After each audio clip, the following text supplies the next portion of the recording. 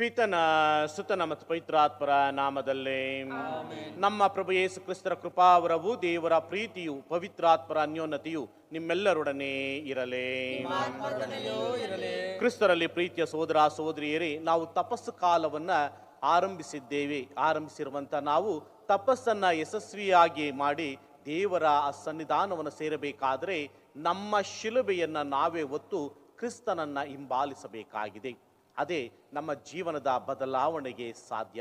ಆದರೆ ನಾವು ಒಮ್ಮೊಮ್ಮೆ ನಮ್ಮ ಶಿಲುಬೆಯನ್ನು ಹೊರುವುದಕ್ಕೆ ಬದಲಾಗಿ ಕ್ರಿಸ್ತರನ್ನ ದೂರ ತಳ್ಳಿ ನಾವು ಈ ಲೋಕದ ಸಂತೋಷಕ್ಕಾಗಿ ಆಸೆ ಪಡುತ್ತಾ ಜೀವಿಸಿದ್ದೇವೆ. ಹಾಗಾಗಿ ಈ ಲೋಕದ ಸಂತೋಷವೇ ನಮ್ಮನ್ನು ದೇವರತ್ತ ಕರೆದೊಯ್ಯುವುದಕ್ಕೆ ಬದಲಾಗಿ ನಮ್ಮನ್ನು ನಾಶ ಮಾಡುವತ್ತ ಕರೆದೊಯ್ಯುತ್ತದೆ. ಹಾಗಾಗಿ ನಾವು ಕ್ರಿಸ್ತನನ್ನು ಹಿಂಬಾಲಿಸುವುದಾದರೆ ನಮ್ಮ ಶಿಲುಬೆಯನ್ನ ಅದು ಎಷ್ಟೇ ಭಾರವಾಗಿರಲಿ ಅದನ್ನು ಹೊತ್ತು ನಡೆದಾಗ ಕ್ರಿಸ್ತರು ನಮಗೆ ಸದಾ ಮುಂದೆ ನಡೆಸುತ್ತಾರೆ ಮತ್ತು ಅವರು ನಮ್ಮನ್ನು ಕಾಪಾಡುತ್ತಾರೆ ಎಂಬ ನಂಬಿಕೆಯಲ್ಲಿ ಈ ತಪಸ್ಸು ಕಾಲವನ್ನು ಆಚರಿಸಬೇಕಾಗಿದೆ.